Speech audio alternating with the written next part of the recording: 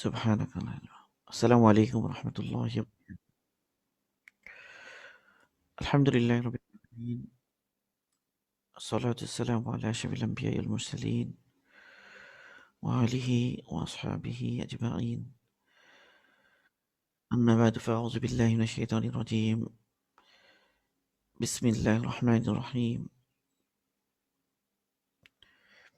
اهدنا الصراط المستقيم صراط الذين أنعمت عليهم غير المغضوب عليهم ولا الضالين. صدق الله المولى العظيم.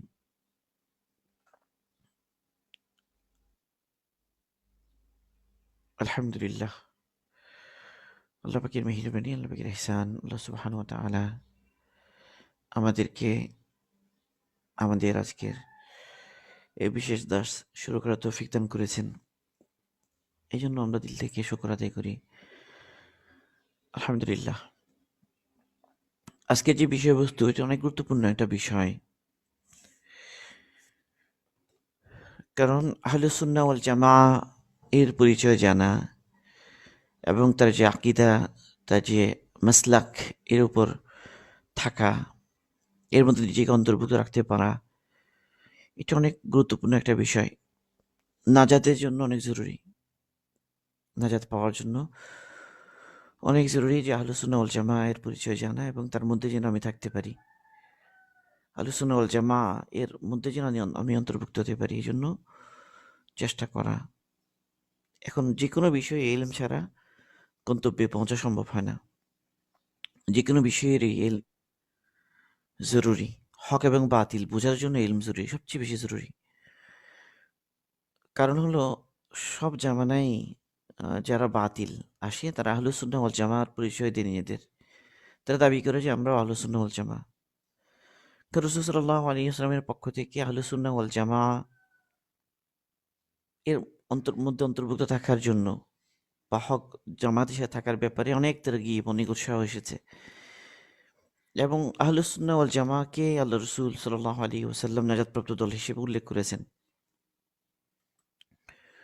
তো এই জন্য যুগে যুগে বিভিন্ন দল তারা দেখা গেছে যে নিজেদেরকে আহলুস সুন্নাহ ওয়াল জামাআহ বলে পেশ করেছে। তারা দাবি করেছে তারা আহলুস সুন্নাহ ওয়াল জামাআহ, অথচ তারা বাতিল। তাদের অনেক আলামত দ্বারা দেখা যাচ্ছে তারা বাতিল। কিন্তু পরিচয় দেওয়ার সময় তারা নিজেদেরকে পেশ করেছে আহলুস সুন্নাহ ওয়াল জামাআহ বলে। এটা একদম সাহাবাদের জামানা থেকে শুরু হয়ে এখনো পর্যন্ত এবং কিয়ামত পর্যন্ত এটাই চলতে থাকবে। যদি আহলুস সুন্নাহ ওয়াল জামাআহর অবস্থান এবং তার মূল পরিচয়, স্বাতন্ত্র্য, বৈশিষ্ট্য আমাদের জানা থাকে, তো এই ধরনের হালতার অবস্থার সময়ে আমাদের জন্য সহজ হবে হককে বোঝা, হকের উপর থাকা।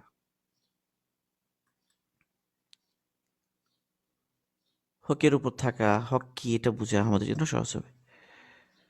তো এই জন্য আহলুস সুন্নাহ ওয়াল জামাআহ এর পরিচয় ভালো করেই বোঝা জরুরি, সঠিকভাবে বোঝা জরুরি যে আহলুস সুন্নাহ ওয়াল জামাআহর প্রকৃত অবস্থানটা কি, এটা বোঝা জানা জরুরি।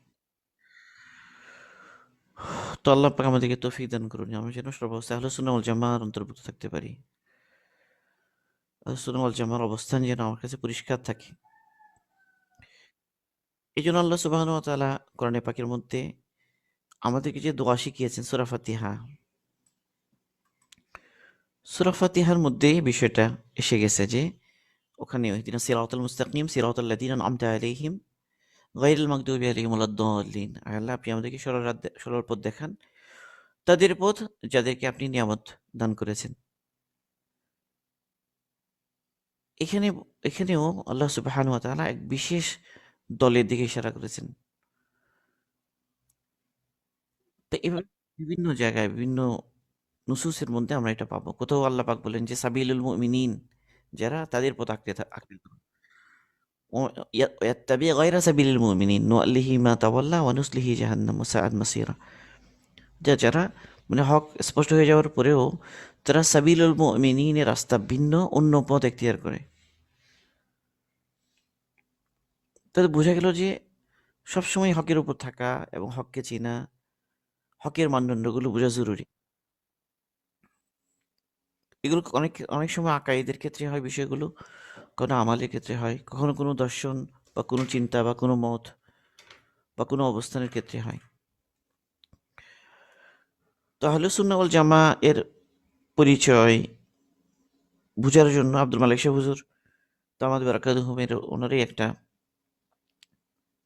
একটা প্রবন্ধ, ওনারই একটা লেখা, সে আলোকে আমরা বিশেষ করে আজকে লেখাটা আহ, তৈরি করেছি আদের দার্স।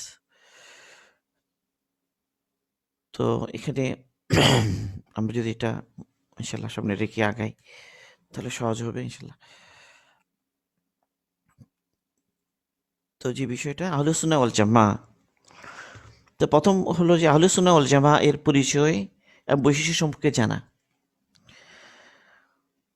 এখানে তিনি লিখেছেন, এতে কোনো সন্দেহ নেই যে উম্মার সকল দলের মধ্যে সিরাতে মুস্তাকিমের উপর অবিচল দলটি হলো আহলুস সুন্নাহ ওয়াল জামা, এবং একমাত্র এই দলটি ফিরকায়ে নাজিয়া মুক্তিপ্রাপ্ত দল এবং তয়ফাতুম মানসুরা সাহায্যপ্রাপ্ত জামাত, যাদের সঙ্গে সঙ্গে যাদের ব্যাপারে হাদিস শরীফে আছে মুক্তির অঙ্গীকার এবং কিয়ামত পর্যন্ত খোদাই মদত এবং নুসরত শামিলে হাল হওয়ার সুসংবাদ। এজন্য সিরাতে মুস্তাকিম থেকে বিচ্যুত দলগুলোকেও দেখা যায় আহলুস সুন্নাহ ওয়াল জামা নামে নিজেদের পরিচয় দিতে।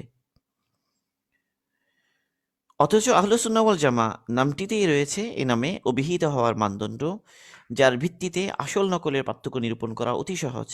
এবং এই কারণে যে বা যারা উপযুক্তটা ছাড়া এ নাম ব্যবহার করবে তাকে প্রকাশ্যে লজ্জিত হতে হবে, কারণ নাম ও কর্মের পার্থক্যের মধ্য দিয়েই তার স্বরূপ প্রকাশিত হয়ে পড়বে।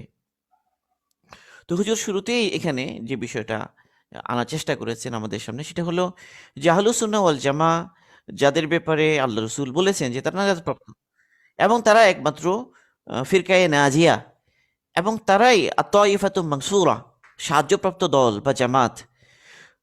তো তাদের এক হলো তাদের নাম, দুই হলো তাদের বৈশিষ্ট্য।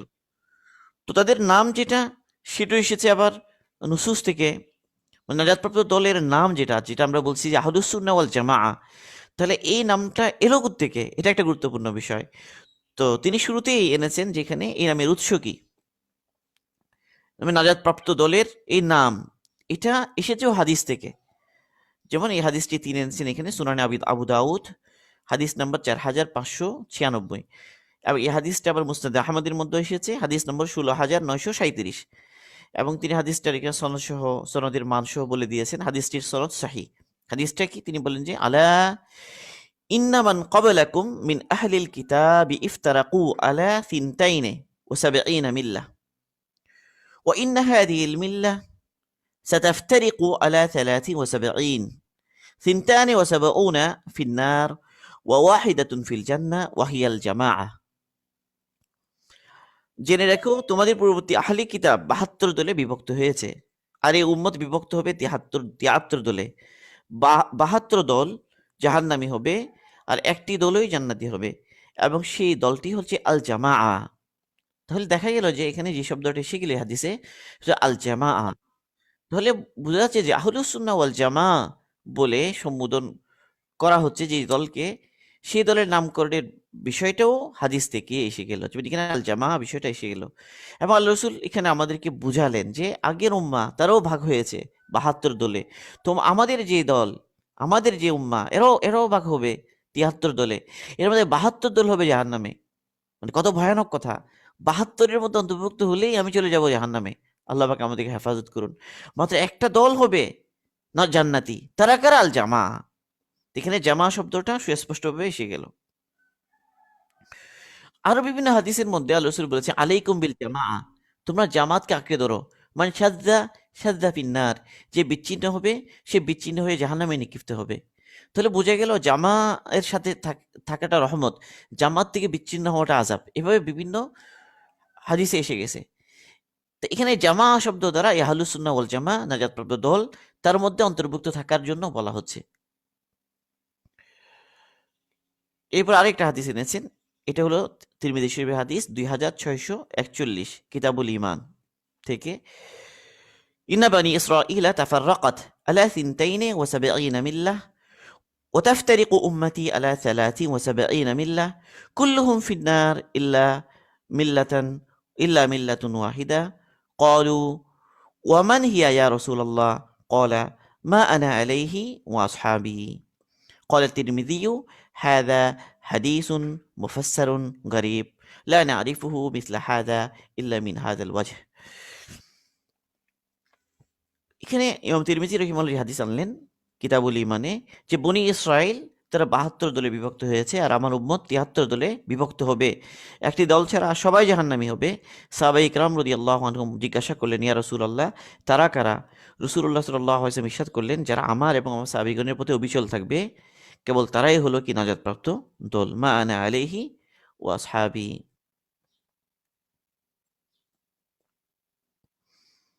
এরপরে আরেকটা হাদিস, এই হাদিস মুসনাদ আহমদ এসেছে হাদিস নম্বর 16,692, সুনানে আবি দাউদ হাদিস নম্বর 4,607, জামে তিরমিজি হাদিস নাম্বার 2,676।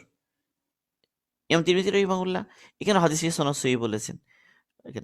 এখানেও তো এই হাদিসটা আমরা আসলে সবাই জানি, মানে একদিন অনেকেই এই হাদিসটা জানি যে ইন্নাহু মান ইয়াইশ মিনকুম বা'দি ফাসায়ারা ইখতিলাফান কাসীরা ফাআলাইকুম বিসুন্নতি ওয়া সুন্নাতিল খুলাফাইর রাশিদিন আল মাহদিয়িন তামাসসাকু বিহা ওয়া আদ্দু আলাইহা বিন নওয়াজিস وإياكم ومحدثات الأمور فإن كل محدثة بدعة وكل بدعة ضلالة। এই হাদিসটা মানে একজন রাসূল খুতবা দিলেন, ইরবাস ইবনে সারিয়া রাদিয়াল্লাহু তাআলা এর রিওয়ায়াত এই হাদিসটা। তো আল্লাহ রাসূলের খুতবা শুনে আমাদের চোখগুলো অশ্রুতে পরিপূর্ণ হয়ে গেল, আমাদের অন্তর গলে গেল। জারাফাত মিনহাল উয়ুন, হ্যাঁ আমাদের চোখ দিয়ে পানি পড়া শুরু হয়ে গেল আর আমাদের অন্তর গলে গেল। তো আমরা বললাম যে এক ব্যক্তি বলে উঠলো, আল্লাহ রসুল এটা তো বিদায়ী ব্যক্তি নসিহত বলে মনে হচ্ছে, এখন আপনি আমাদের কি নসিহত করেন? তো আল্লাহ রসুল যে নসিহত করেছেন সেখানের মধ্যে আছে যে আমার পরে তোমাদের মধ্যে যে ব্যক্তি জীবিত থাকবে ইন্নাহু মান ইয়াইশ মিনকুম বা'দি ফাসায়ারা ইখতিলাফান কাসীরা ফাআলাইকুম বিসুন্নতি ওয়া সুন্নাতিল খুলাফাইর রাশিদিন আল মাহদিয়িন তামাসসাকু বিহা ওয়া আদ্দু আলাইহা বিন নওয়াজিস।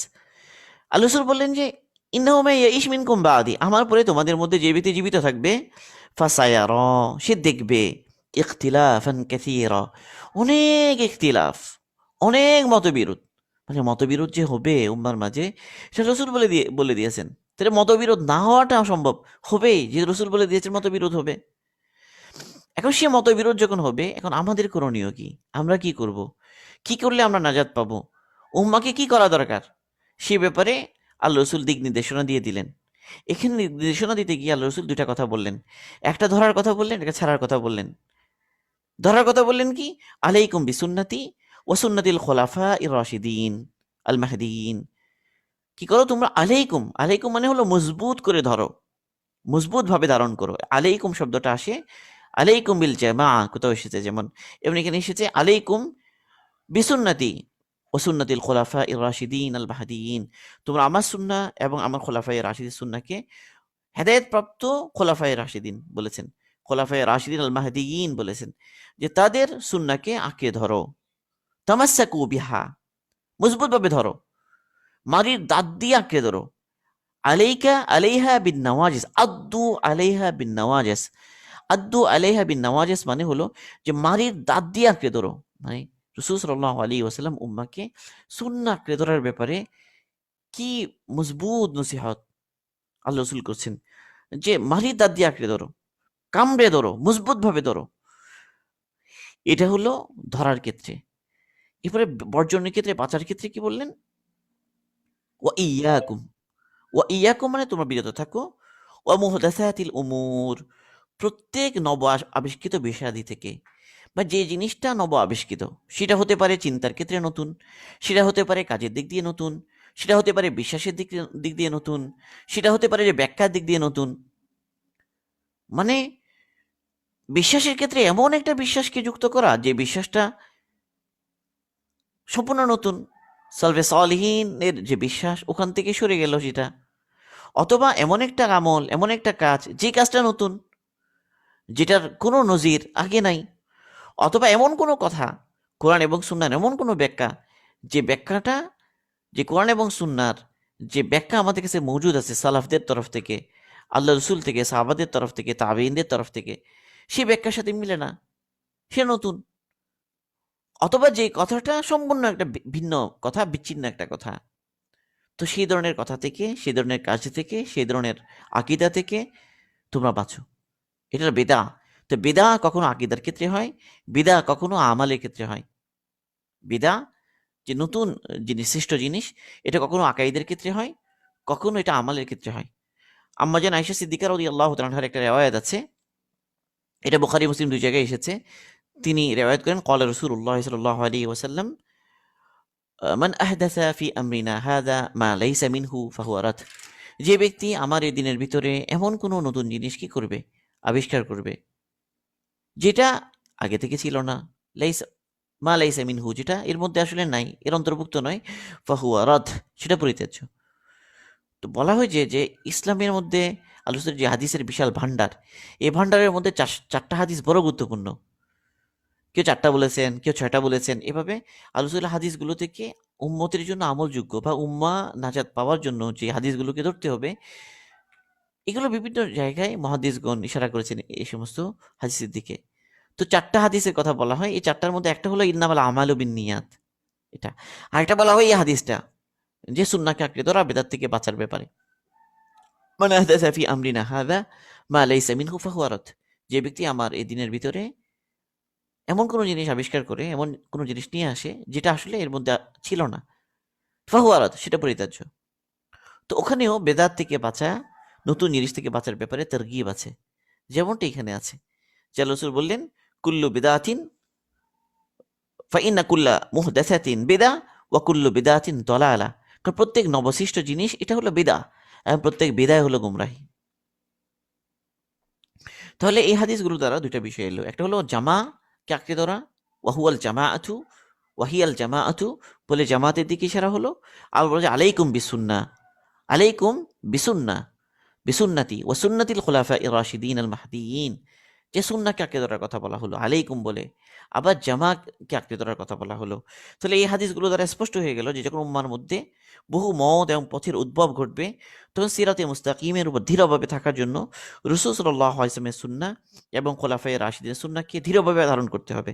সে নাজুক মুহূর্তে তারাই হবে নাজাতপ্রাপ্ত, যে রাসূল সাল্লাল্লাহু আলাইহি ওয়াসাল্লাম এবং সাহাবায়ে কিরামের সুন্নাহর উপর অটল থাকবে এবং একই সাথে নিজেকে আল জামাআ এর অন্তর্ভুক্ত রাখবে। আল জামাআ এর অন্তর্ভুক্ত রাখবে, বিচ্ছিন্নতা অবলম্বন করবে না, বিচ্ছিন্ন হবে না। তো যেহেতু নাজাতপ্রাপ্তদের মূল বৈশিষ্ট্য হলো রাসূল সাল্লাল্লাহু আলাইহি ওয়াসাল্লাম এবং সাহাবায়ে কিরামের সুন্নাহর উপর অবিচলতা এবং আল জামাআ থেকে বিচ্ছিন্ন না হওয়া, এজন্য তাদেরকে আহলুস সুন্নাহ ওয়াল জামাআ, অর্থাৎ সুন্নাহ এবং জামা ধারণকারী নামে চিহ্নিত করা হয়েছে। আর এর বিপরীতে যারা সুন্নাহ ত্যাগ করে, বিদআত অবলম্বন করে এবং মুসলমানদের জামাত থেকে বিচ্ছিন্নতা অবলম্বন করে, উম্মার মাঝে বিভেদ এবং অনৈক্য সৃষ্টি করে, তাদের নাম আহলুল বিদআতি ওয়াল ফুরুকাত, অর্থাৎ বিদআত এবং বিচ্ছিন্নতা অবলম্বনকারী বলে তাদের নাম হলো সেটা। তার একদল হচ্ছে আহলুস সুন্নাহ ওয়াল জামাআ, আরেক দল হচ্ছে আহলুল বিদআতি ওয়াল ফুরুকা। সূরা আলী ইমরানের 106 এবং 107 আয়াতে আল্লাহ তাআলা আকিরাতের প্রসঙ্গে বলেছেন যে যেদিন এক দলের চেহারা উজ্জ্বল হবে এবং আরেক দলের, অপর দলের চেহারা কালো হবে। এক দলের চেহারা উজ্জ্বল হবে, তাবিয়াদ্দু উজুহু ওয়া তাসওয়াদ্দু উজুহ, এক দলের চেহারা উজ্জ্বল হবে আর এক দলের চেহারা কালো হবে। তো এর তাফসীরে আব্দুল্লাহ ইবনে আব্বাস রাদিয়াল্লাহু আনহু থেকে বর্ণিত, তিনি বলেন ইয়ানি, অর্থাৎ এখানে যে আল্লাহ পাক বললেন এক দলের চেহারা উজ্জ্বল হবে এবং আরেক দলের চেহারা কালো হবে, এটার অর্থ ইয়ানি মানে এর অর্থ হচ্ছে ইয়াউমাল কিয়ামা হিনা তাবিয়াদ্দু উজুহুন, তাবিয়াদ্দু উজুহু আহলিস সুন্নাতি ওয়াল জামাআহ ওয়া তাসওয়াদ্দু উজুহু আহলিল বিদআতি ওয়াল ফুরকা। আব্দুল্লাহ ইবনে আব্বাস রাদিয়াল্লাহু আনহুর যে তাফসীর, সে তাফসীরের মধ্যে একদম পুরোপুরিভাবে এই দুইটা নাম চলে এলো, আহলুস সুন্নাহ ওয়াল জামাআহ আর আহলুল বিদআতি ওয়াল ফুরকা। এই নামটা সরাসরি চলে এলো, অর্থাৎ আহলুস সুন্নাহ ওয়াল জামাআতের চেহারা উজ্জ্বল হবে এবং আহলুল বিদআ ওয়াল ফুরুকাত এর চেহারা কালো হবে। তাফসীর ইবনে কাসির, প্রথম খণ্ড, 419 নং পৃষ্ঠা।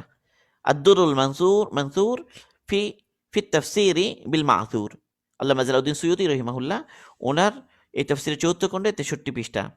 শারহু উসুলি ইতিকাদি আহলি সুন্নাতি ওয়াল জামাআহ লালিকাই, প্রথম খণ্ড, 79 নম্বর পৃষ্ঠা। প্যারানন ৭৪। তাহলে এখানে এই যে তাফসীর আব্দুল্লাহ ইবনে আব্বাস রাদিয়াল্লাহু আনহু করলেন, সেই তাফসীরের মধ্যে সুস্পষ্টভাবে আহলুস সুন্নাহ ওয়াল জামাআহ এই নাম এবং তার বিপরীতে আহলুল বেদা ওয়াল ফুরকা, এই দুইটা দলের কথাই চলে এসে এলো।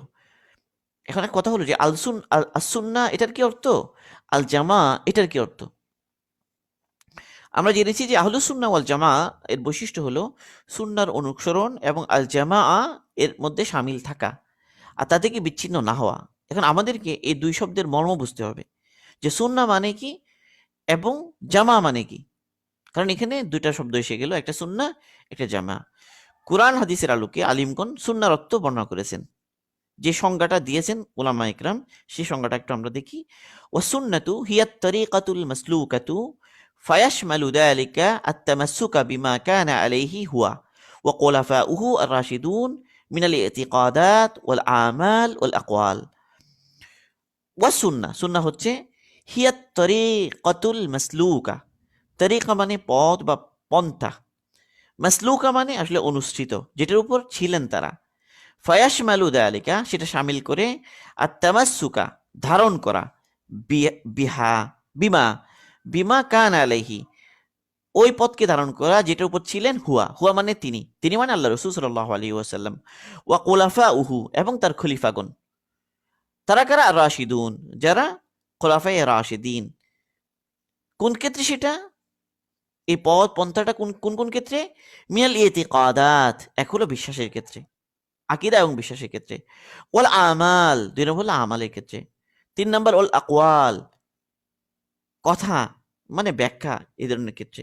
তাহলে আকীদা, বিশ্বাস, আমল ও কর্ম, তো দিনের সকল বিষয়ে তাদের ওই পথ এবং পন্থাই হচ্ছে সুন্নাহ। জামিউল উলুম ওয়াল হিকাম, ইবনে আবি হাম্বলী রাহিমাহুল্লাহ, ওনার কিতাব জামিউল উলুম ওয়াল হিকাম, এটার পৃষ্ঠা 495।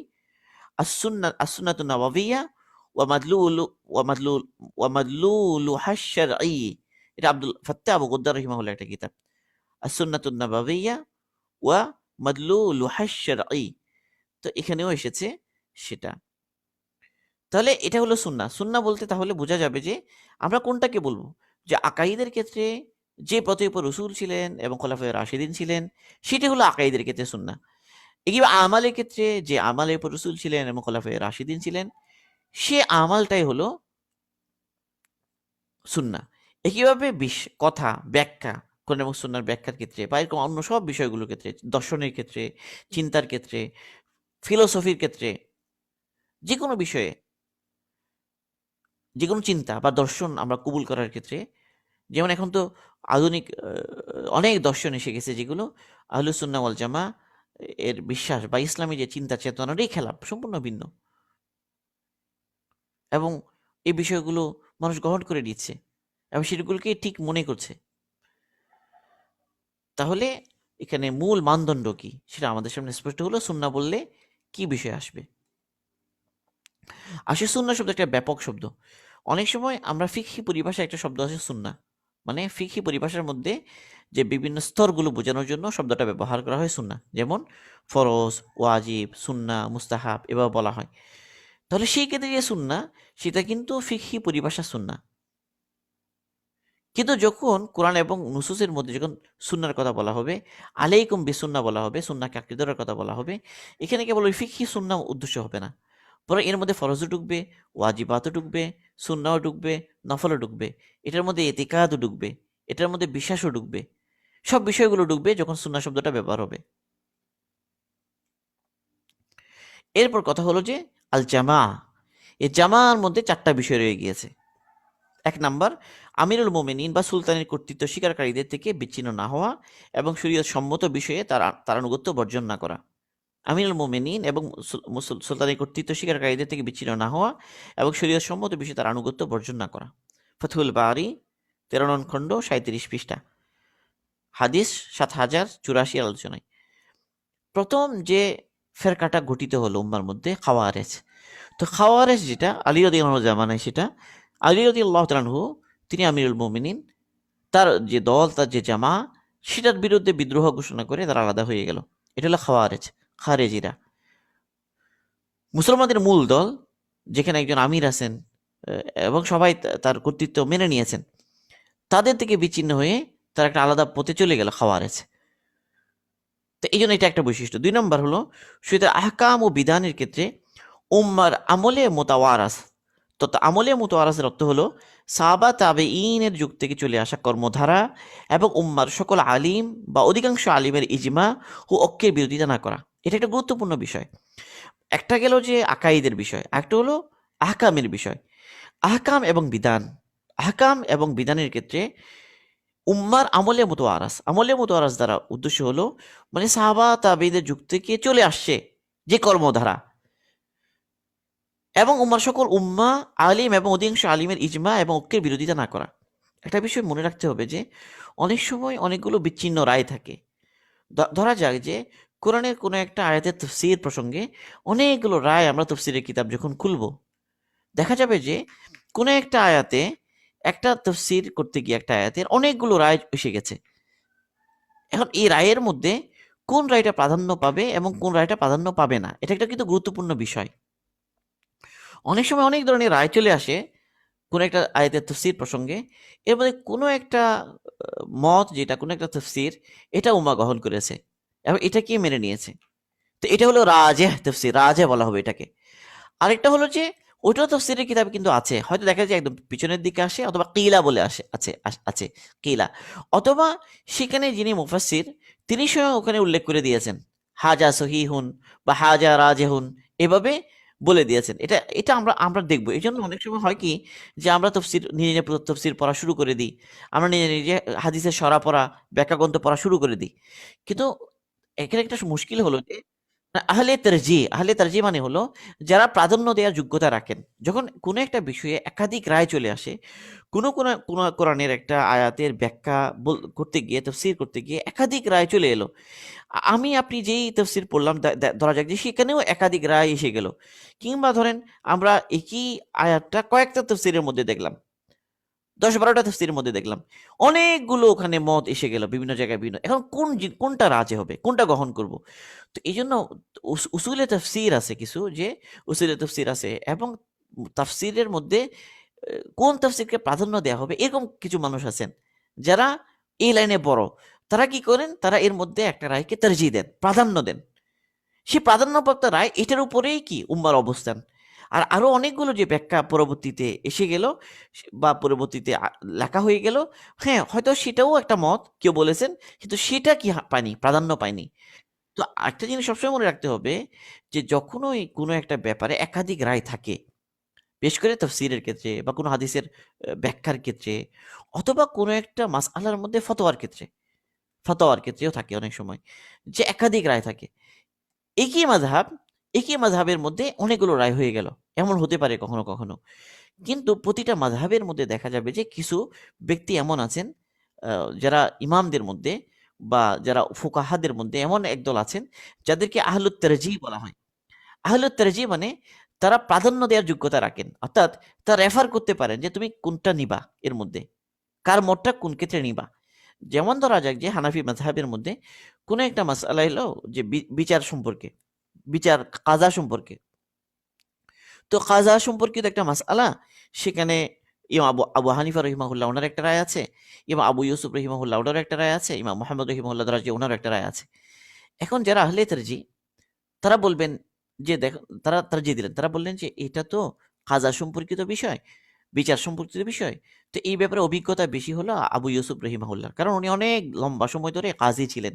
তো তারা বললেন যে এই ব্যাপারে আমাদের কাছে প্রাধান্যপ্রাপ্ত রায় হলো আবু ইউসুফের যে রায় সেটা। এই যে কথাটা তারা বললেন, এই কথাটাই হলো আহলে তারজির কথা, মানে যারা প্রাধান্য দেবেন। তাহলে আমরা যখন তাফসীর পড়তে যাব বা আমরা যখন হাদিস পড়তে যাব, হাদিসের ব্যাখ্যা পড়তে যাব, কিংবা আমরা যখন ফিকহ পড়তে যাব বা ফিকহের বিস্তারিত কিতাবগুলো পড়তে যাই, এটা যেকোনো মাযহাবের ক্ষেত্রে হোক। আমরা হানাফি হলে আমাদের হানাফি মাযহাবে সেটা, যদি শাফিঈ হন তো শাফিঈ মাযহাবের মধ্যেও থাকবে সেটা। মানে ইমাম শাফিঈ রাহিমাহুল্লাহ ওনারও প্রায় দেখা যায় যে ২ বা ৩ টা কৌল থাকে, যে কদিম, কৌলে কদিম, কৌলে জাদিদ, মানে পুরাতন কৌল, নতুন কৌল। এখন কোন কৌলটা প্রাধান্য পাবে? ঠিক আছে না? এরকম। ইমাম মালিক রহিমাহুল্লাহ একইভাবে ওনার মাযহাবেও দেখা যাবে। ইমাম আহমদ ইবনে হাম্বল রহিমাহুল্লাহ ওনার মাযহাবের মধ্যেও দেখা যায় অনেক সময় ইমামের একাধিক রায় থাকে। ৩-৪ টা রায়। সবগুলোই ওনার থেকে প্রচলিত আছে। কিন্তু কোনটা এখন চলবে, কোনটা প্রাধান্য পাবে, এই ব্যাপারে প্রতিটা মাযহাবে কিছু মানুষ থাকেন যাদেরকে বলা হয় আহলুত তারজিহ। তারা অনেক বড়, তারা ইমামদের পর্যায়ে নন, তো ইমামদের চাইতে পরের তাবাকাতের মধ্যে, তাবাকা বা স্তরের মধ্যে তারা থাকেন, যারা কি দেন, প্রাধান্য দেন। তারা প্রাধান্য দিয়ে বলেন যে এই ব্যাপারে অমুকের রায় প্রাধান্য পাবে। তো এখন ওটা আরেকটা বিষয়। তো প্রাধান্যপ্রাপ্ত রায়, জুমহুরের রায়, অধিকাংশের রায়, ওখান থেকে বিচ্ছিন্ন হয়ে আরেকদিকে না যাওয়া। কারণ আল্লাহ রাসূল হাদিসে পাকে বলেছেন যে মান শাযযা শাযযা ফিন্নার, যে ব্যক্তি সুজুজগুলো মানে সুজুজ মানে বিচ্ছিন্ন মতগুলোকে যদি অবলম্বন করে, তো সে বিচ্ছিন্ন মত নিয়ে সে কোথায় নিক্ষিপ্ত হবে? সে জাহান্নামে নিক্ষিপ্ত হবে। জামাত থেকে বিচ্ছিন্ন হওয়া এবং জামাতের সাথে থাকার মানা কি?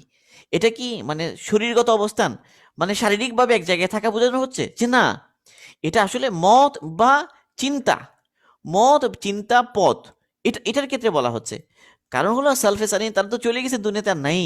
আমরা চাইলে শারীরিকভাবে তাদের সাথে অবস্থান করতে পারবো না, কিন্তু আমরা মত পথ পন্থা নিয়ে নির্ধারণের ক্ষেত্রে তাদের পথ পন্থার অনুসরণ করতে পারবো, সেটা উদ্দেশ্য।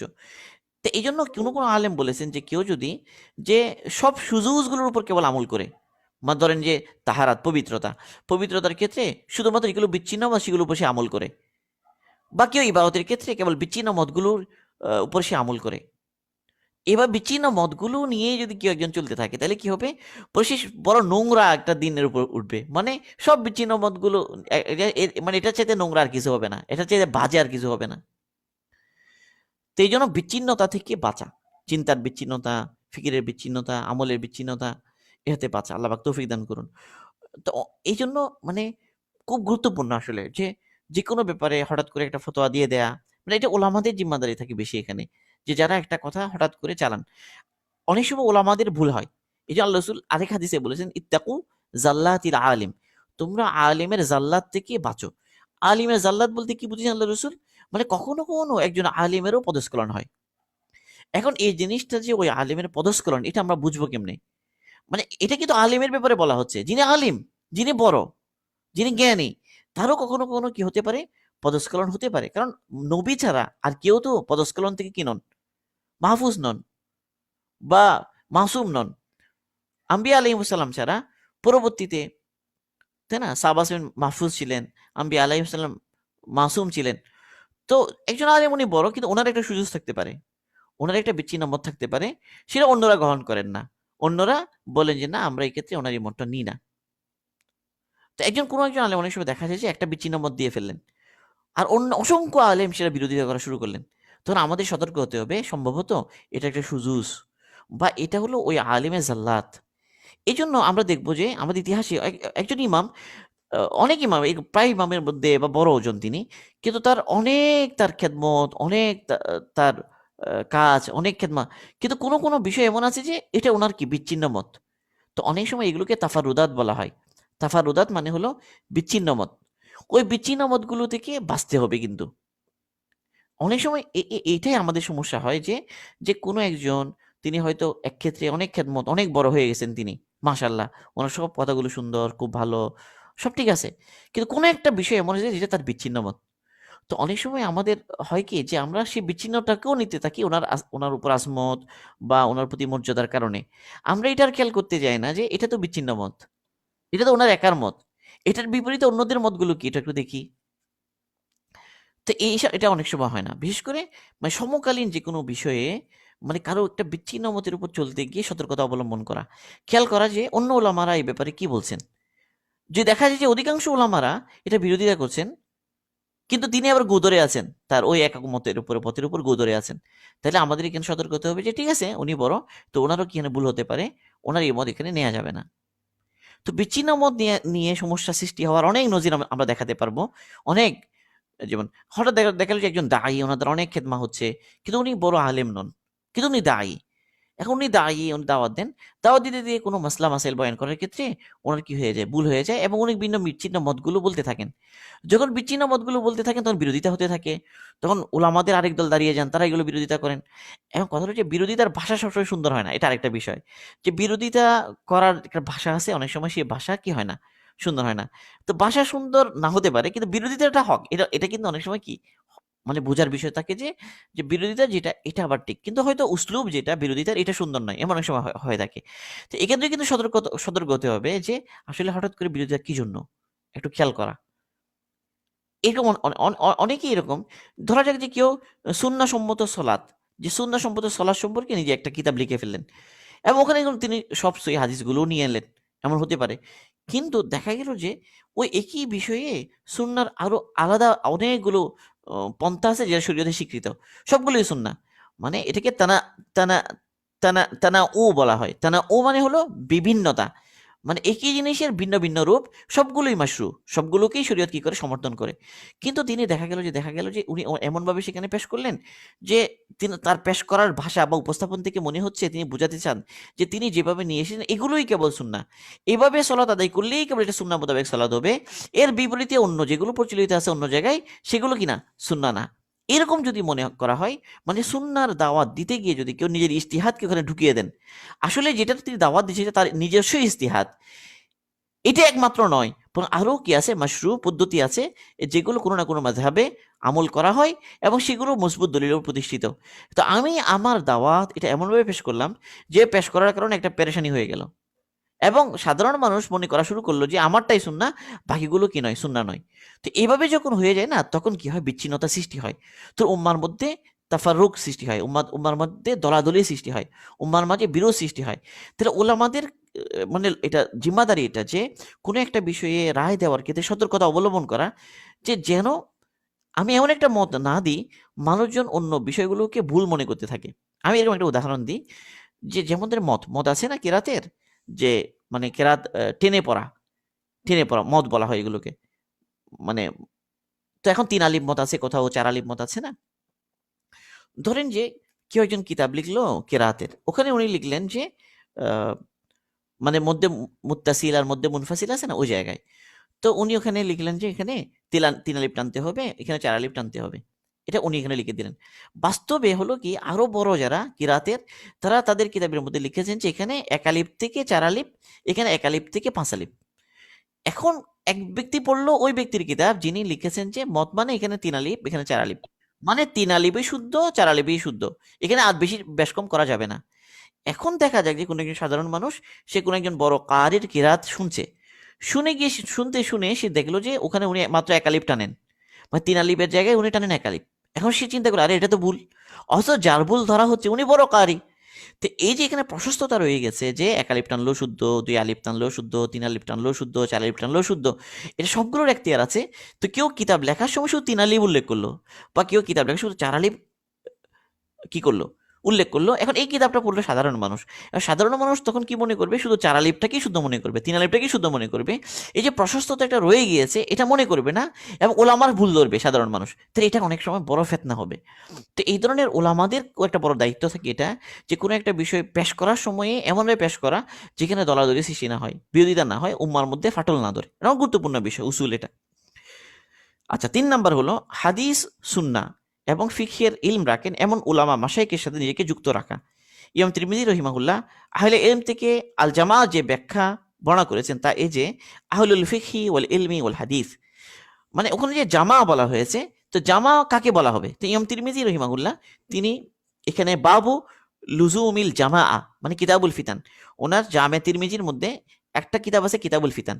তো কিতাবুল ফিতানের মধ্যে, হ্যাঁ, আমরা একটা গুরুত্বপূর্ণ বিষয় এখানে যেটা সেটা কি, ফিতনা থেকে বাঁচার জন্য একটা গুরুত্বপূর্ণ পয়েন্ট হলো কিন্তু কিন্তু লুজুমুল ওলামা, ওলামাদেরকে আঁকড়ে ধরা। মানে ফিতনার সময়ে ওলামাদের পথের উপর থাকা, ওলামাদেরকে আঁকড়ে ধরা, এটা কিন্তু খুব গুরুত্বপূর্ণ বিষয়। ওলামাদের সাথে থাকা খুব গুরুত্বপূর্ণ। তো এখানে খুব গুরুত্বপূর্ণ এটা, যে এইজন্য ইমাম তিরমিজি রাহিমাহুল্লাহ যে আহলুল ফিকহি ওয়াল ইলমি ওয়াল হাদিস বলে ইশারা করেছেন এদিকে, যে ওলামাদের সাথে থাকা। এটা একটা। ৪ নাম্বার, মুসলিম শাসনকর্তার অধীনস্থ মুসলমানদের জামাত। আলী ইতিসাম ইমাম শাতিবি রহিমাহুল্লাহ শারহু উসুলি ইতিকাদি আহলি সুন্নাহ ওয়াল জামা, এটা আরেকটা কিতাব।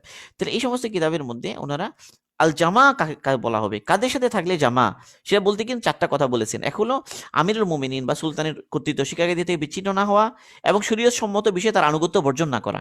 হ্যাঁ, কোনো একজন শাসক তিনি সুন্নাহর খেলাফ বা শরীয়তের খেলাফ বিষয়ে আনুগত্য চান, সেক্ষেত্রে তো তার আনুগত্য জায়েজ নাই। মানে আনুগত্য করার ক্ষেত্রে, ইত্তিবা করার ক্ষেত্রে সবসময় দেখতে হবে যে ওই বিষয়টা মানে শরীয়ত সম্মত কিনা।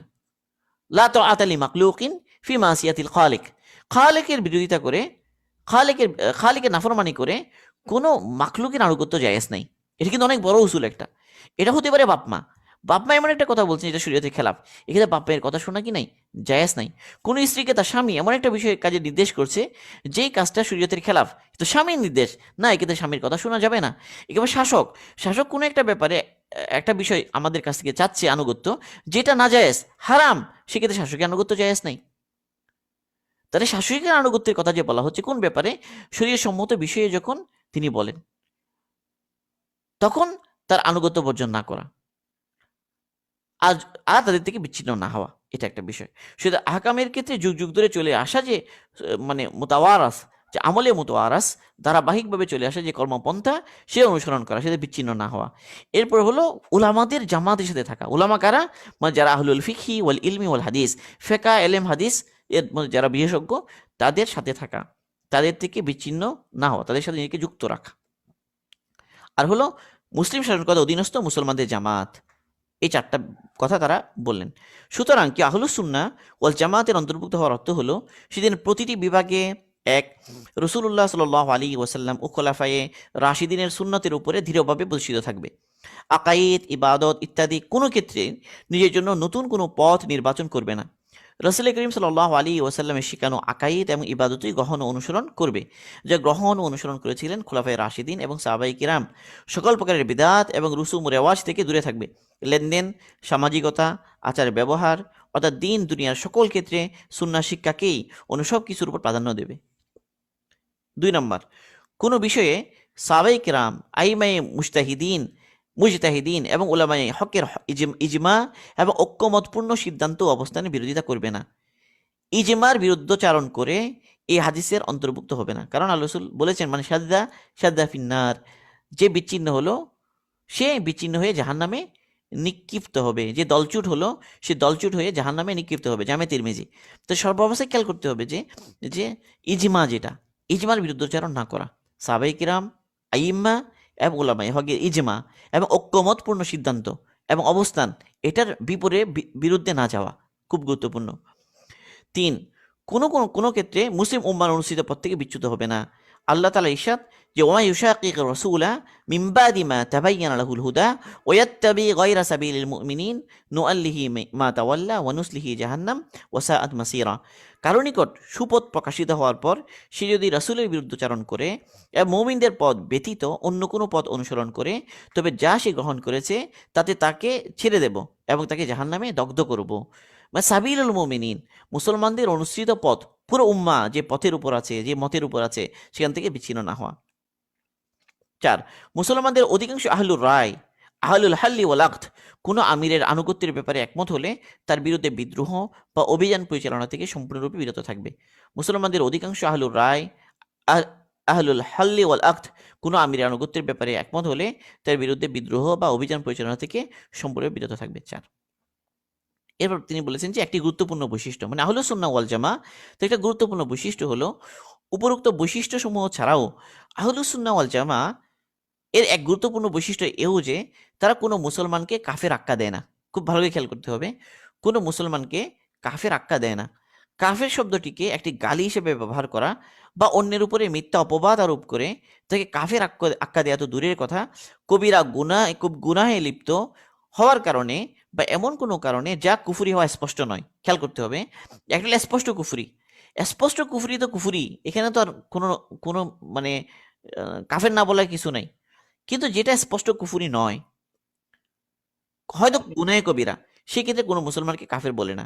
কিন্তু বিদআতি লোকদের বিশেষ পরিচয় হলো, যারা বিদআতি তাদের বিশেষ পরিচয় হলো এরা মুসলমানদের কাফের আখ্যা দিয়ে থাকে, কারো উপর মিথ্যা অপবাদ আরোপ করে, অর্থাৎ তার নামে কুফরি কথাবার্তা বানিয়ে বা তার কোনো সঠিক কথাকে বিকৃত করে কুফরি কথার রূপ দিয়ে তাকে কাফের সাব্যস্ত করা এদের পক্ষে অতি সহজ।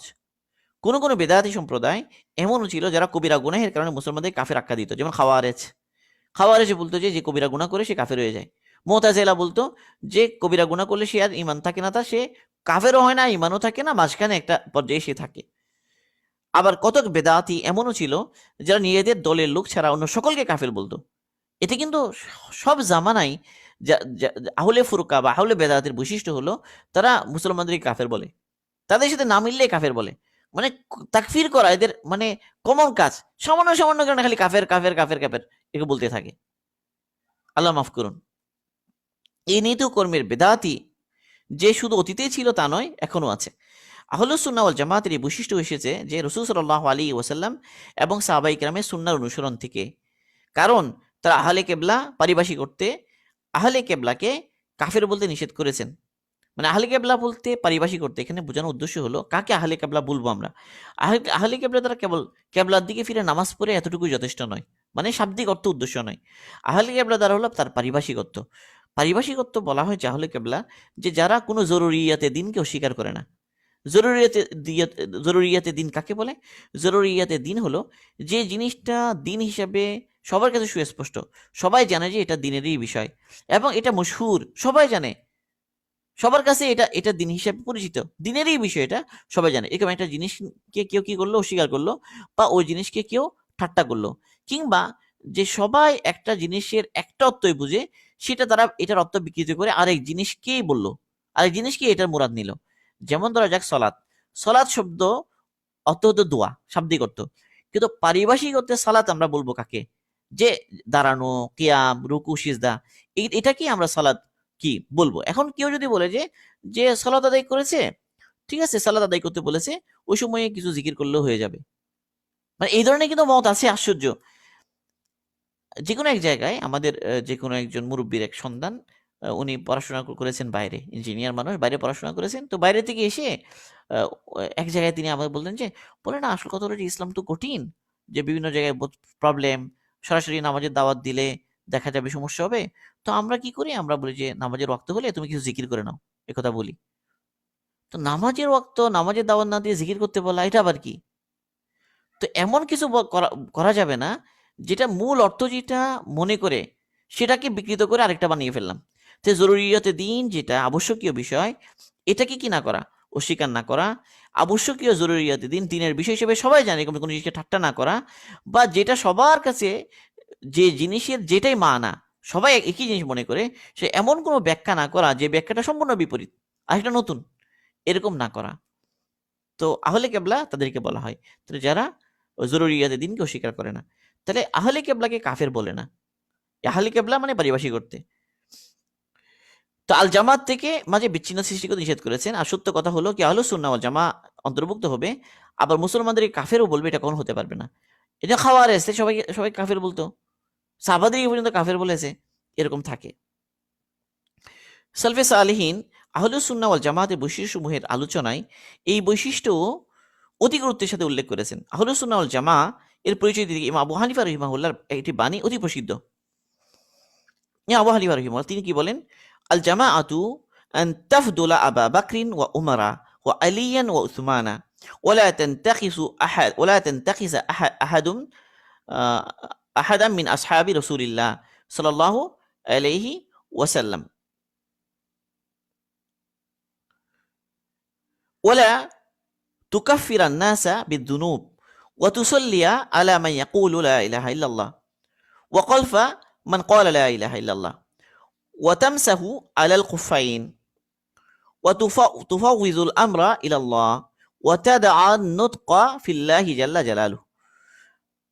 ইমাম আবু হানিফা রাহিমাহুল্লাহ আহলুস সুন্নাহ ওয়াল জামাআহ কারা এটা বোঝানোর জন্য তার এই বাণীটা প্রসিদ্ধ। তিনি বলেন যে আবু বকর, ওমর, আলী, উসমান রাদিয়াল্লাহু আনহুকে শ্রেষ্ঠ মনে করবে এবং রাসূল সাল্লাল্লাহু আলাইহি ওয়াসাল্লামের কোনো সাহাবীর অসম্মান করবে না, গুনাহের কারণে মানুষকে কাফের আখ্যা দেবে না, যেই কালিমা পাঠ করে তার মৃত্যুতে জানাজার নামাজ পড়বে, কালেমা পাঠকারী ইমামতিতে নামাজ পড়তে অসম্মত হবে না, চামড়ার মোজার উপরে মাসেও করবে, সব কিছুকে আল্লাহর উপর ন্যস্ত করবে, আর আল্লাহ তাআলার সত্তার বিষয়ে মুখ খুলবে না। মানে এখানে কতগুলো বিষয়। এক হলো যে সাহাবাদের ব্যাপারে, চারজন সাহাবী তারা বড় বড় সাহাবী, তাই না? আবু বকর সিদ্দিক, ওমর রাদিয়াল্লাহু তাআলা আনহু, আলী রাদিয়াল্লাহু তাআলা আনহু, উসমান রাদিয়াল্লাহু তাআলা আনহু। তো তাদের শ্রেষ্ঠত্ব অন্য সাহাবাদের তুলনায় তারা শ্রেষ্ঠ, এবং তাদের খেলাফত এটা হক, এটা মানা। এখন কেউ যদি আবু বকর, ওমর রাদিয়াল্লাহু আনহু তাদেরকে গালি দিল, বা আলী, ওসমান রাদিয়াল্লাহু তাদেরকে আরো বেশি শ্রেষ্ঠ মনে করলো, আবু বকর, উমরকে মানে নিন্দা করলো, লানত করলো, যেমন শিয়ারা করে থাকে, তাহলে এটা কিন্তু আহলুস সুন্নাহ ওয়াল জামার বৈশিষ্ট্য নয়। আহলুস সুন্নাহ ওয়াল জামা এই চারজনকে কি মানে? শ্রেষ্ঠ মানে সাহাবাদের মধ্যে, এবং কোনো সাহাবীর অসম্মান করে না। মানে কেউ কি আছে যে সাহাবাদের সমালোচনাকে জায়েজ মনে করে, সাহাবাদের সমালোচনা করে আহলে সুন্নাহ থেকে বিচ্ছিন্ন হয়ে গেছে, এরকম অনেকে আছে। অনেকে আছে যে সাহাবাদেরকে সত্যের মাপকাঠি মানে না, মনে করে সাহাবা আসাম সত্যের মাপকাঠি, এটা মানে না। তো এটার কারণে কি হয়ে গেল, তারা আহলে সুন্নাহ বিপরীত একটা মত পোষণ করলো এভাবে। তো এখন হলো রসুলের ব্যাপারে, রসুল সাল্লাল্লাহু আলাইহি ওয়াসাল্লামের যে অবস্থানটা সেটাকে নেয়া। এক্ষেত্রে অনেকে কি করে, বাড়াবাড়ি করে, রসুলের সম্মান বাড়াতে গিয়ে সমস্যা করে, আবার রসুলের সম্মান কমাতে গেলে নবীদের মর্যাদা বাড়িয়ে দেয়া, বাড়িয়ে আল্লাহর কাছাকাছি নিয়ে যাওয়া, নাউজুবিল্লাহ, এটাও বাড়াবাড়ি। আবার নবীদেরকে সাধারণ মানুষের কাতারে নিয়ে আসা, এটাও বাড়াবাড়ি। আম্বিয়া আলাইহিস সালামের যে অবস্থান যতটুকু যেখানে সেখানে রাখতে হবে, এটা। এবার সাহাবা রাদিয়াল্লাহু আনহুমের মর্যাদা যতটুকু ততটুকুই রাখতে হবে, এখানেও বাড়াবাড়ি এবং ছাড়াছাড়ি করা যাবে না। একইভাবে কোনো আল্লাহর ওলি যারা, তাদের ব্যাপারেও এমন কোনো বাড়াবাড়িতে লিপ্ত হওয়া যাবে না যে তাদেরকে বিশেষ কিছু মনে করে করে ফেলা, এবং তাদেরকে ক্ষমতা সম্পন্ন মনে করা, তাদের শিরকে লিপ্ত হওয়া। তো এগুলো অনেক ভ্রান্ত দলের আছে কাজ কারবার, যে রাসূল সাল্লাল্লাহু আলাইহি ওয়াসাল্লামের মর্যাদা কতটুকু এটা নিয়ে বাড়াবাড়ি করে, সাহাবাদের মর্যাদা কতটুকু এটা নিয়ে বাড়াবাড়ি করে। যেমন আলী রাদিয়াল্লাহু আনহুর ব্যাপারে অতিরিক্ত শিয়ারা অতিভক্তি, আহলে বাইতের অতিভক্তি নিয়ে তারা কত বিভ্রান্তির মধ্যে পড়ে গেছে। তো এইভাবে আহলুস সুন্নাহ থেকে মানুষ কি হয়ে যায়, বিচ্ছিন্ন হয়ে যায়। এরপর হলো যে মুসলমান মাত্রই তার কি পড়া, জানাজা পড়াটা জায়েজ মনে করা, এবং যে কোনো কালিমা পড়েছে এরকম কোনো মুসলমান ফাসিক হলেও তার ইমামতি নামাজ পড়া জায়েজ মনে করা, মুজার উপর মাসে করা জায়েজ মনে করা আর কি। সবসময় তার চামড়ার মুজার উপর মাসে করাটা ফরজ নয়, কিন্তু এটা আকীদার অংশ কেন, এটা কারণ মুতাওয়াতির, মানে সুন্নতে মুতাওয়াতির দ্বারা, সুনানে মুতাওয়াতির দ্বারা এটা সাবেত। কোনটা, যে চামড়ার চামড়ার মোজার উপরে মাসহ করা যে জায়েজ, এটা অনেকে এটাকে যে মানে না, তাহলে সে হাদিসে মুতাওয়াতির এটা কতই দলিলকে অস্বীকার করলো। এই জন্য এটা কিন্তু কি কুফরি, কিন্তু কতই দলিলকে অস্বীকার করা। যাই হোক, ফিকে হানিফির প্রসিদ্ধ কিতাব আল বাহরুর রায়েক তাকমিলা, ফিকের প্রসিদ্ধ নির্ভরযোগ্য কিতাব আল হাফি থেকে উদ্ধৃত করা হয়েছে, আহলুস সুন্নাতি ওয়াল জামাআতি মান ফিহি আশরাতু আশিয়া, আহলে সুন্নাহ ওয়াল জামা বলা হবে যার মধ্যে 10টি বৈশিষ্ট্য থাকবে। আল আউয়ালু আল্লা ইয়াকুলা শাইয়ান ফিল্লাহি তাআলা লা ইয়ালিকু বিসিফাতিহি, এক নম্বর হলো আল্লাহ তাআলা সম্পর্কে এমন কোনো কথা না বলা যা তার গুণাবলীর সাথে সামঞ্জস্যপূর্ণ নয়। আল্লাহ পাকের সিফাত সম্পর্কে এমন কিছু বলা যেটা তার সাথে সম্পর্কিত, যেমন ধরা যাক যে মানে আল্লাহ পাককে তাসবিহ দিল, আল্লাহ পাকের জন্য শরীর সাবেত করলো, আল্লাহ পাককে মাখলুকের মতো মনে করলো। তো আল্লাহকে মাখলুকের সাথে যারা তাসবিহ, তারা মুসাব্বিহা। যারা আল্লাহ পাকের জন্য শরীর সাবেত করে তারা মুসাব্বিহা, বা যারা আল্লাহ পাকের জন্য নির্দিষ্ট মাকান বা নির্দিষ্ট দিক সাবেত করে, তো তারা আল্লাহ পাকের সাথে এমন একটা গুণাবলী যুক্ত করলো যে তার সামঞ্জস্যপূর্ণ নয়। তাহলে এটা এক নাম্বার। তো এই কারণে মুতাজিলারা তারা আল্লাহ পাকের সিফাত অস্বীকার করেছে। মুজাসসিমা, মুশাব্বিহা, কাররামিয়া এরা আল্লাহ পাককে মাখলুকের সাথে তাসবিহ দিয়েছে। তো এই কারণে আল্লাহ পাকের সিফাতের ব্যাপারে বাড়াবাড়ি করার কারণে তারা আহলে সুন্নাহতে কি হয়ে গেল, আলাদা হয়ে গেল। এক নাম্বার সেটা। দুই নাম্বার হলো স্বীকার করা যে কোরআন আল্লাহ পাকের কালাম, তা মাখলুক বা তার সৃষ্টি নয়। যে মুতাজিলা তারা কোরআনকে মাখলুক বলেছে, মাখলুক বলে আল্লাহর কালামকে তারা কি হয়ে গেছে, আহলে সুন্নাহ ওয়াল জামাত থেকে বিচ্ছিন্ন হয়ে গেছে।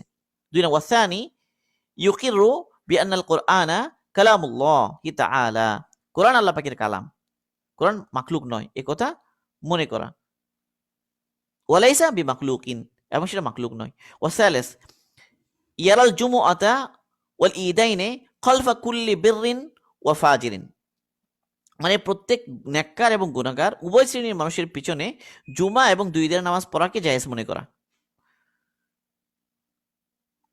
ওয়ার রাবে ইয়ারাল কদরা ইয়ারাল কদরা খয়রাহু ওয়া শাররাহু মিনাল্লাহি তাআলা, তাকদীরকে মেনে নেয়া, তাকদীরে ভালো মন্দ আল্লাহ পাকের পক্ষ থেকে বিশ্বাস রাখা। যে কদরিয়া, জাবরিয়া এরা এখানে তাদের কি হয়ে গেছে, পদস্খলন হয়ে গেছে। কদরিয়া এবং জাবরিয়া কেউ কেউ তাকদীরকে অস্বীকার করেছে। ওয়াল খামিস ইয়ারাল মাসহা আলাল কুফাইনি জায়েজান, চামড়ার উপর মোজাকে জায়েজ মনে করা, যে শিয়ারা জায়েজ মনে করে না।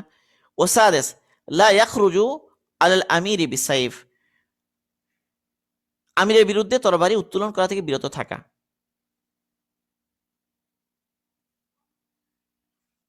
ওয়াসাবে ইউফাদ্দিলু আবু বকর ওয়া উমর ওয়া উসমান ওয়া আলিয়ান আলা সাইরিস সাহাবা, সমস্ত সাহাবাদের চাইতে আবু বকর সিদ্দিক, উমর রাদিয়াল্লাহু তাআলা আনহু, উসমান রাদিয়াল্লাহু আনহু, আলী রাদিয়াল্লাহু আনহু ওনারা যে শ্রেষ্ঠ এটা মেনে নেয়া। ওয়াসামিন লা ইউকাফিরু আহাদান মিন আহলিল কিবলা বিদাম্মিন, কোনো গুনার কারণে কোনো আহলে কিবলাকে তাকফির না করা, কাফের আখ্যা না দেওয়া। ওয়াত্তাসে ইউসাল্লি আলা মান মাতা মিন আহলিল কিবলা, আহলে কিবলা থেকে যারা মারা যায় তাদের পিছনে তাদের জানাজার নামাজ পড়া। ওয়াল আশির ইয়ারাল জামাআতা রাহমাতান ওয়াল ফুরকাতা আযাবান, এই কথা মনে করা যে জামাতের সাথে থাকা রহমত এবং জামাত থেকে বিচ্ছিন্ন হওয়া আযাব, মানে মুসলমানদের মধ্যকার ঐক্যকে রহমত মনে করে এবং অন্য ঐক্যকে আযাব মনে করে। বাহরু রায় قال صاحب الكشاف في هذا الفصل شروط وزيادات لأصحابنا يجب أن ترى। কাশাফ রহিমাহুল্লাহ বলেন যে এ প্রসঙ্গে আমাদের আলিমগণের আরো কিছু বিষয়াদি রয়েছে যার প্রতি লক্ষ্য রাখাও কি অপরিহার্য। তো এতক্ষণ যে আলোচনা গেল এই সবগুলি হলো আহলুস সুন্নাহ ওয়াল জামা কেমনে আমরা বুঝবো, কেমনে চিনবো, এবং কোন কারণে মানুষ আহলুস সুন্নাহ ওয়াল জামা থেকে বিচ্ছিন্ন হয়ে যায়। তো এই বিষয়গুলো প্রতিটা বিষয়ে বারবার চিন্তা করা দরকার, খেয়াল করা দরকার, সতর্ক থাকা দরকার। কারণ আমি যদি আহলুস সুন্নাহ ওয়াল জামা থেকে বিচ্ছিন্ন হয়ে যাই, আমি যদি আহলুল বেদা ওয়াল ফুরুকাতের মধ্যে অন্তর্ভুক্ত হয়ে যাই, তাহলে আমি জাহান্নামী হয়ে যাব, তাই না? নাজাত পাবো না আমি। এই জন্য তো আহলুল বেদা এবং ফুরকার কি পরিচয়, আর কয়েকটা কথা আছে, এই কথাগুলো বলে আমরা শেষ করে দিব ইনশাআল্লাহ। আরো 5 মিনিট আছে আমাদের আলোচনা, 1 ঘন্টা আলোচনা খেয়াল ছিল, আর সামান্য কথা আছে, হয়ে গেছে প্রায়। আহলুল বিদা ওয়াল ফুরুকাত এর পরিচয় এবং নিদর্শন। উপরোক্ত আলোচনা থেকে আহলুস সুন্নাহ ওয়াল জামা এর পাশাপাশি আহলুল বিদআতি ওয়াল ফুরুকা এর পরিচয় স্পষ্ট হয়ে গেছে। সংক্ষেপে বলা যায়, যারা সুন্নাহ পরিত্যাগ করে বিদআত আবিষ্কার করে তা উম্মার মাঝে নানা দলের সৃষ্টি করে, উপযুক্ত কারণ ছাড়া মুসলমানদেরকে কাফের আখ্যা দিয়ে মুসলমানদের মধ্যে অনৈক্য বিশৃঙ্খলা সৃষ্টি করে, এরাই হলো আহলুল বিদা ওয়াল ফুরুকাত। শরীয়তের পরিভাষায় বিদআত বলে যে আকীদা, কর্ম বা মতকে কোন শরীয়ী প্রমাণ ছাড়াই শরীয়তের অংশ বানিয়ে নেওয়া হয়েছে। অন্য শব্দে, যে আকীদা, আমাল এবং আমালের নিয়ম, চিন্তা ও মতকে শরীয়তের অংশ মনে করা হয়, অথচ এর পক্ষে না সুন্নতে রাসূল রয়েছে, না সুন্নতে খুলাফায়ে রাশিদিন, না সুন্নতে সাহাবা। এরপর বিষয়টি যদি শরীয়তের কোনো দলিলের বিরোধী হয়, তবে তা 2 কারণে হারাম হবে: বিদআত হওয়ার কারণে এবং শরীয়তের বিরোধী হওয়ার কারণে। তাহলে কোনো একটা নতুন কাজ, এটা আমরা অলরেডি বলে ফেলেছি আসলে, তো এই বিদআত আর কি, সুন্নাহর খেলাফ। একটা হলো আল ফুরুকাত। ফুরুকাত দ্বারা কি উদ্দেশ্য? এক হলো সাহাবায়ে কেরামের ইজমার বিরোধিতা করা, যেই ব্যাপারে সাহাবাদের ইজমা হয়ে গেছে সেই ব্যাপারে বিরোধিতা করা, 1। 2, মুজতাহিদ ইমাম এবং হক্কানি উলামা ইকরামের ইজমার বিরোধিতা করা, মুজতাহিদ ইমাম এবং হক্কানি উলামা ইকরামের ইজমার বিরোধিতা করা। এবার একটা গুরুত্বপূর্ণ বিষয় হলো মাযহাব, যে মাযহাব মানা, মানে মাযহাব মানার মধ্যেই উম্মতের জন্য কল্যাণ, খায়ের। এই ব্যাপারে উলামাদের এক প্রকার ইজমা হয়ে গেছে যে মাযহাব মানা বা 4 মাযহাবের যে কোনো একটার উপরে থাকা, বিচ্ছিন্ন না হওয়া, এরকম গুরুত্বপূর্ণ বিষয়, কিন্তু এটা ইজমা। তো ইজমার বিরোধিতা না করা। 3 নম্বর হলো মুসলিম উম্মার অভিন্ন পথ ও কর্মের বিরোধিতা করা। এরা করে আর কি, যারা আহলে ফুরকা। এখানে যে বিষয়টি বিশেষভাবে বোঝা উচিত যে মুসলিম উম্মার অভিন্ন পথ আর সাধারণ মুসলমানদের মাঝে, সাধারণ মানুষের মধ্যে প্রচলিত রুসুম রেওয়াজ, এই দুইটি এক বিষয় নয়। প্রথমটিতে সাধারণ মুসলমান, হক্কানি ওলামা এবং দিনের হক্কানি দায়ীগণ সবাই একমত থাকেন। পক্ষান্তরে দ্বিতীয় বিষয়টি কতক সাধারণ মানুষের মধ্যে প্রচলিত থাকলেও হক্কানি ওলামা এবং দিনদার ব্যক্তিবর্গ এর বিরোধিতা করেন এবং সুন্নতের প্রতি মানুষকে পদনির্দেশ করেন। তাহলে রুসুম রেওয়াজ যেগুলো মানুষ করে থাকে সেগুলো বিরোধিতা করা যাবে না এমন না, ওগুলো তো কিনা সুন্নায় নয়। 4, মুসলমানদের সর্বস্বীকৃত আমিরের বিরুদ্ধে বিদ্রোহ করা। এটা হলো ফুরকাত যারা, তাদের বৈশিষ্ট্য। শরীয়তের দৃষ্টিতে উপযুক্ত কারণ ছাড়া কোনো মুসলমানকে কাফের আখ্যা দেওয়া। 5, 6, হকপন্থীদের বিরুদ্ধে বিশুদ্ধার করা বা কোনো বিষয়ে বিচ্ছিন্ন কোনো মত প্রকাশ করে মানুষের মধ্যে বিশৃঙ্খলা সৃষ্টি করা। আলী ইতিসাম শাতেবি, এটা কিন্তু খুব ভয়াবহ কাজ, অনেকেই করে ফেলেন এগুলো। যে একটা জিনিস প্রচলিত আছে একভাবে, হকপন্থীগণ একটা অবস্থানে আছেন, একটা বিচ্ছিন্ন রায় এর উপর একটা ফতোয়া দিয়ে একটা বিশৃঙ্খলা সৃষ্টি করে দেয় মানুষের মধ্যে। এটা দ্বারা সমস্যা হয় কি, যে মত ওখানে প্রচলিত আছে সে মতের বিরুদ্ধে আরেকটা মত এমন ভাবে বলা যে ওটাই ঠিক, ওইভাবে বলা, তখন সমস্যা হয়ে যায়, তখন প্রবলেম হয়ে যায়। এরকম না করা। 2টি গুরুত্বপূর্ণ আলামত। প্রতি যুগের বিদাতপন্থীদের এক গুরুত্বপূর্ণ আলামত হলো এরা বহু আকর্ষণীয় নামে নিজেদের পরিচয় দিয়ে থাকে, কিন্তু তা হয় বাস্তবে সম্পূর্ণ বিপরীত। এরা আল্লাহকের নামে বা বিশেষ কোনো বৈশিষ্ট্যে শুধু শিরোনামটি আত্মসাৎ করে নিজেদের জন্য ব্যবহার করে, আর আহলে হকের বিরুদ্ধে নানা অপপ্রচারে লিপ্ত হয় এবং তাদেরকে মন্দ নামে অভিহিত করে। আল ইতিসাম শাতেবি রহিমাহুল্লাহ। আচ্ছা, যেমন হাদিস অস্বীকারী লোকেরা নিজেদেরকে আহলে কোরআন নামে পরিচয় দিয়ে থাকে, অথচ তাদের নাম হওয়া উচিত ছিল হাদিস অস্বীকারী। মুতাজিলা ফিরকা নিজেদের অভিহিত করেছে আহলুল আদল ওয়াত তাওহীদ নামে। মুতাজিলা তার নিজের নাম দিয়েছে আহলুল আদল ওয়াত তাওহীদ, মানে হলো আমরা আদলপন্থী এবং তৌহিদপন্থী। ওরা আদল বললো কেন নিজেদেরকে আহলে আদল? বা তারা মনে করে যে তাদের আকীদা হলো এটা যে যে লোকটা নেককার মানুষটা, তাকে পুরস্কৃত করা আল্লাহ পাকের উপর ওয়াজিব, এবং যে লোকটা গুনাহগার তাকে জাহান্নামে দেয়া আল্লাহ পাকের উপর ওয়াজিব।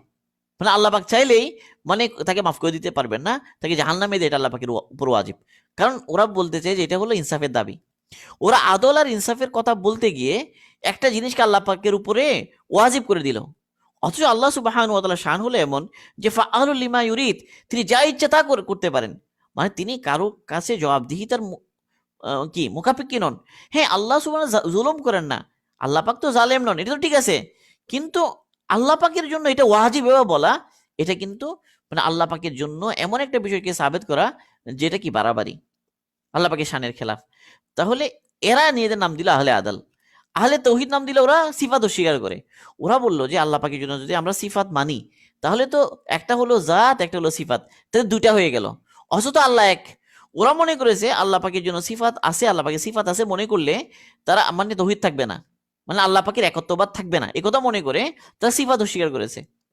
আর সে সিফাত অস্বীকার করলো যে কারণে সেই জিনিসটাকে তারা তৌহিদ নাম দিয়েছে। কি আশ্চর্য! তো তারা তাদের নাম দিচ্ছে যে আহলুল আদলি ওয়াত তৌহিদ, অথচ তারা ফেরকা বেদাতি। তো এরকম সব জামানায় থাকে। অর্থাৎ তাদের ভ্রান্ত মতবাদের ভিত্তি হলো তৌহিদের একটি গুরুত্বপূর্ণ অংশের অস্বীকারের উপর। একইভাবে বর্তমানে বিদাতীরা নিজেদেরকে অভিহিত করে আশিকে রাসূল সুন্নি নামে, নিজেদের ফেরকাকে পরিচিত করে আহলে সুন্নাহ ওয়াল জামাত নামে, অপরদিকে প্রকৃত আহলে সুন্নাহ ওয়াল জামাকে ওহাবি আর বিভিন্ন নামে ওরা সম্বোধন করে এবং তাদেরকে রসুলের শানে বেআদবির অভিযোগে অভিযুক্ত করে। অথচ তারাই তৌহিদ ও সুন্নাহকে জীবিত করা এবং বিদআত এবং শিরককে নির্মূল করার মহান ব্রতে নিজেদের পূর্ণ জীবন ওয়াকফ করেছিলেন।